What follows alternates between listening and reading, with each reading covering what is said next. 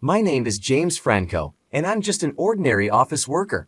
My life is pretty boring, just going back and forth between work and home every day with nothing special to talk about. When I first started working, I dreamed of climbing the corporate ladder, but I'm not good at making calculated moves because of my personality. I often end up with jobs that nobody else wants to do. My inability to say no is my own enemy. Even though I work hard, I'm still a regular employee with no title to my name. However, there was a time when I used to be a lot happier and smiled more. I married my girlfriend, whom I had been dating since the start of my working life. We had a happy marriage, which motivated me to do well at my job. But that happy life didn't last long. Are you telling me to live on this meager amount this month again? A few years into our marriage, my inability to succeed at work frustrated my wife, and she often showed her irritation. I'm sorry, I do my best, I would say. How many years and how many times have you repeated those words? I thought marrying you would mean a better life, but with this low salary, we can't do anything. I'm fed up. My wife Rachel has always loved spending money on herself, from beauty treatments and cosmetics to nails, hair salons and clothes. She was happiest when keeping herself beautiful. It seems she married me believing that life would be luxurious since I am a doctor's son. Indeed, my dad is a doctor and owns his own clinic. But my dad, who had a personality similar to mine, often saw his patients for almost charitable rates.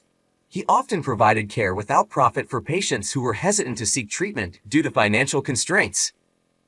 People can pay back when they recall it in the future as long as they are alive to do so.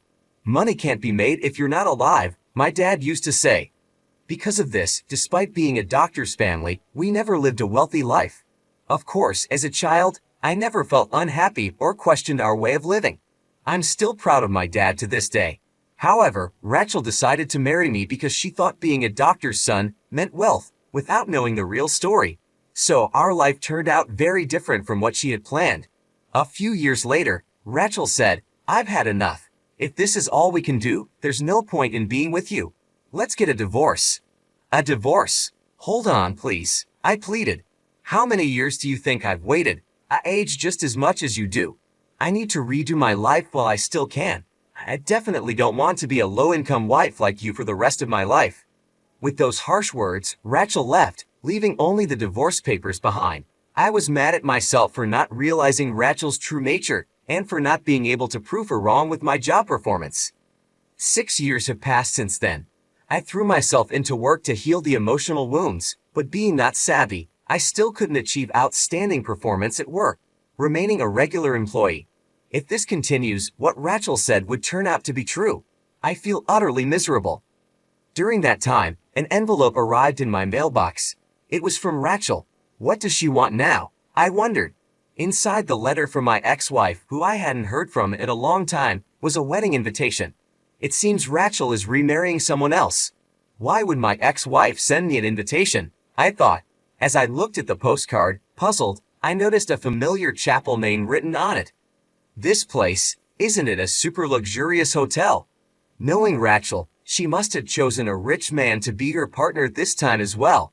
I could easily guess that she intended to flaunt her happiness in a luxurious hotel wedding, just to show the difference between her life now and the life she had with me. I don't owe her to attend. I mean, I was the one who got dumped. But maybe for Rachel too, me not succeeding in my job was an unexpected turn of events. After pondering for a while, I sighed deeply and stood up from my seat. This is the last time. I guess I'll just go. I knew attending the wedding would hurt my pride, but I decided to go anyway. Despite everything, Rachel stayed with me for several years. I can somewhat understand her desire to show me that she's finally happy as a form of revenge. From an outsider's perspective, she might seem too kind-hearted. On the day of the wedding, the weather was perfect. I arrived a bit earlier than planned and, while sipping my coffee in the lounge, stared blankly out the window. It was her second wedding, so I recognized a few of Rachel's friends who I had met before. Unexpectedly, I overheard a conversation from the seat next to me. Rachel did an amazing job to get this wedding, didn't she? One person said. Yeah, it's in a luxury hotel this time. It's a level up from the first one, another replied. She used to complain that her first husband was a doctor's son, But when she found out he was just an ordinary office worker without money, it was really unexpected, wasn't it? Hearing them talk without realizing I was there, I felt a sharp pain in my heart. So Rachel never really liked me for who I was. I realized it when we got divorced, but hearing it from someone else made it even harder. Before she divorced her first husband, she had already set her sights on her current husband. They continued. Really well done, Rachel. Well calculated. I couldn't believe my ears. So, Rachel was already in a relationship with her current partner before she even divorced me. My pride was shattered to pieces. She looked down on me so much, but she was the one cheating. I started to regret even being there. Trying to maintain my composure, I took another sip of my coffee, but my hand was shaking. Rachel appeared in front of me, all prepared to move to the bridal room. You really came. You're really a good person, right? She said, sneering at me. Trying to hold back my anger, I responded, well, consider it my last duty. Glad you could find happiness. I forced a smile. Not liking my attitude, Rachel continued to belittle me. Isn't it wonderful? It's incomparable to the time with you. Here's a share of happiness for the poor bachelor. Be grateful, will you? She laughed sarcastically. Just then, a refreshing-looking man spoke to her from behind. It was the groom, her new husband. Rachel, it seems like the relatives have gathered. Let's hurry to the bridal room. Her husband Scott glanced at me briefly and gave a slight nod. I nodded back reflexively.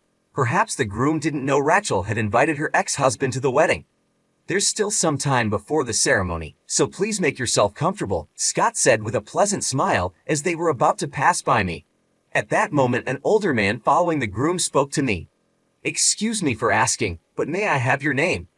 Dad, what's wrong? Scott asked. Nothing, just curious, the older man replied.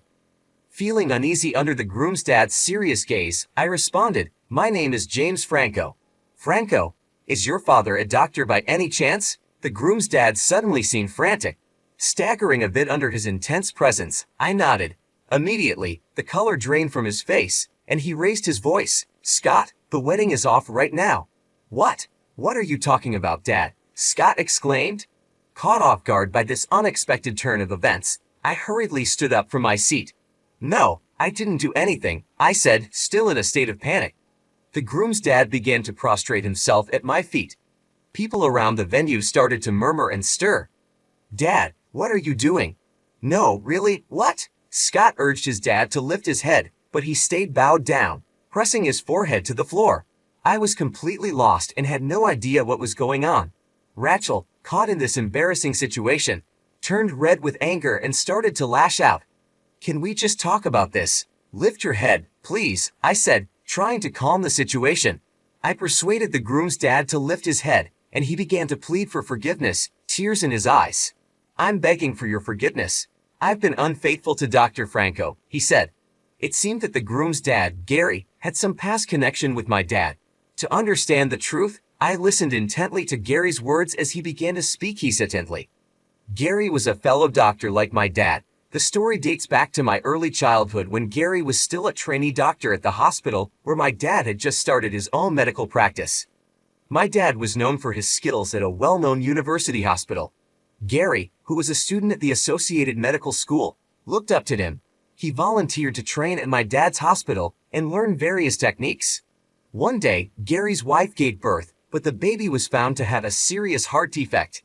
The heart surgery needed was risky, and the chances of survival were slim, which made the other doctors hesitant to perform the operation. Desperate, Gary consulted my dad. My dad agreed to help and successfully performed the heart surgery, saving the baby's life.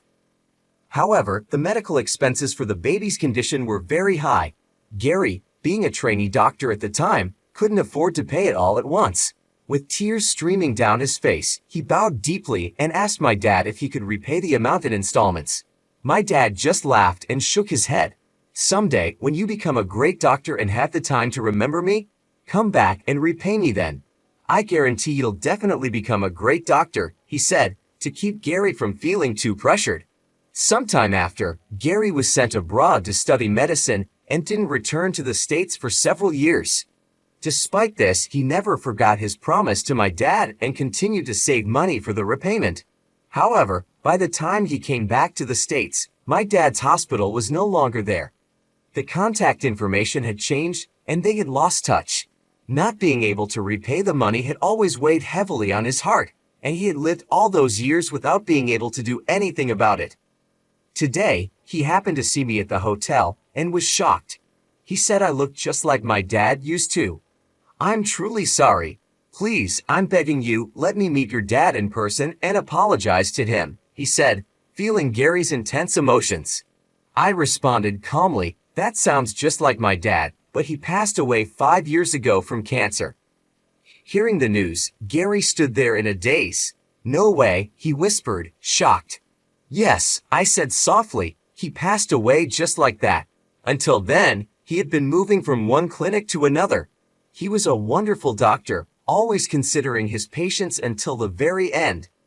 Kneeling on the floor, Gary broke down in tears. "Dad, this isn't the place," Scott said, trying to calm his father. "That scar on your chest, that's proof that Dr. Franco saved your life." Scott seemed to lose his words. He looked at me, then back at his father, confused and emotional. "You're able to have a wedding ceremony and be here today all thanks to Dr. Franco," Gary said, his voice shaking. He bowed to me again. "I want to repay all the kindness I couldn't repay to your dad. Please, let me do something." I quickly lifted Gary's face and extended my hand to help him stand up. "Mr. Gary, I'm really happy. Just remembering my dad is enough for me. The life my dad saved is now able to celebrate such a wonderful day like today. Being able to see the proof of my dad's existence makes me happy. I'm sure my dad would be happy too." Hearing my words, Gary started crying out loud again. The onlookers began to cheer and applaud, moved by the emotional scene. Rachel was the only one glaring at me with a look of fury. As the time for the ceremony drew near, I stood to the side, watching the event unfold. I couldn't help but reflect on the day's surprising turn of events. Scott and Rachel continued with their preparations, but there was a noticeable tension in the air. Gary stayed close to me, his eyes red from crying. "I'm so sorry for everything. Your dad was a great man, and I failed him by not finding him sooner," he said, his voice still shaking. "Mr. Gary," I said, placing a hand on his shoulder, "you didn't fail him. My dad helped you because he believed in kindness and compassion. He wouldn't want you to feel this way. Just knowing that you remember him and are grateful is enough." Gary nodded, trying to compose himself. "Your dad's legacy lives on in you," he said, attempting a smile. "He would be proud." The ceremony began, and I found a quiet corner to observe from. Rachel and Scott exchanged their vows, but I couldn't shake the feeling of disconnection from the event. My mind was flooded with memories of my dad, his dedication, and the values he instilled in me. As the ceremony concluded, guests mingled and congratulated the newlyweds. Gary approached me once more. "James, if there's anything I can ever do for you, please don't hesitate to ask. Your father saved my son, and I owe him everything." I smiled warmly. "Thank you, Mr. Gary. Just keep living with the same kindness my dad showed you. That's the best way to honor him." Rachel approached, her expression still cold. Enjoying the show, she asked sarcastically. I took a deep breath. "Rachel, I didn't come here to cause trouble. I came to pay my respects and to wish you well." She scoffed. "Well, mission accomplished. Now you can leave." I nodded, understanding her anger but feeling no need to respond further.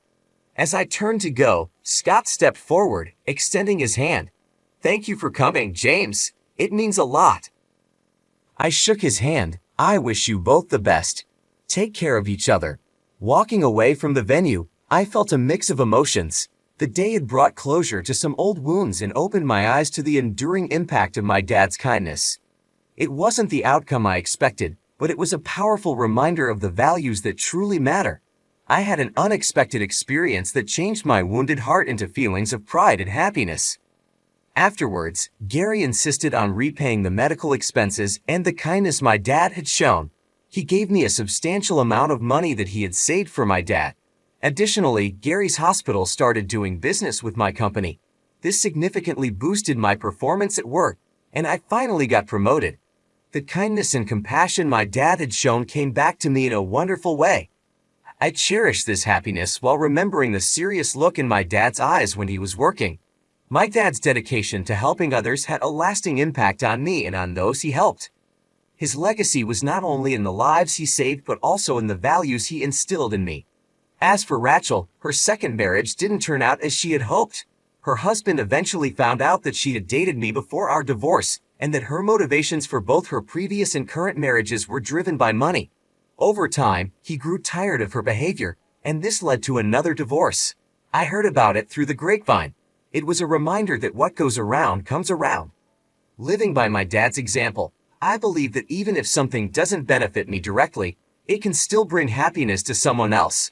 This belief guides my actions every day. Today, I saw someone smile, and just knowing I contributed to that happiness reassures me that my life is heading in the right direction. Reflecting on these events, I realized how much my dad's principles had influenced my life. His approach to helping others without expecting anything in return had come full circle. The money Gary gave me was a tangible reminder of my dad's generosity, but even more valuable was the recognition and respect his actions had earned. At work, my newfound success wasn't just about the promotion. It was about knowing that my dad's legacy had indirectly contributed to my achievements. Gary's hospital partnering with my company was more than a business deal. It was a testament to the long-lasting effects of kindness and integrity. Rachel's situation served as a contrasting lesson. Her focus on material gain led to temporary happiness, but ultimately resulted in loneliness and loss. It was a stark reminder that true happiness and fulfillment come from genuine connections and helping others, not from selfish pursuits. Every day, I strive to live by the values my dad taught me. I take pride in helping others, knowing that even small acts of kindness can have a profound impact. Seeing the smiles of those I help is more rewarding than any material gain. It reassures me that I am on the right path, one that my dad would be proud of. My journey from a wounded heart to a place of pride and happiness has been shaped by the lessons my dad imparted. His life was a beacon of compassion and selflessness, and I aim to follow in his footsteps. The unexpected twists and turns have only reinforced my belief in the power of kindness. As I move forward, I carry with me the memories of my dad's dedication and the impact he had on others. His legacy lives on not just in me but in everyone who experienced his kindness. Each day is an opportunity to honor his memory by continuing to spread happiness and support to those around me. In conclusion, the experience with Gary and the changes in my life have shown me the importance of living with integrity and compassion. My dad's influence continues to guide me, and I am committed to making a positive difference in the world, one act of kindness at a time.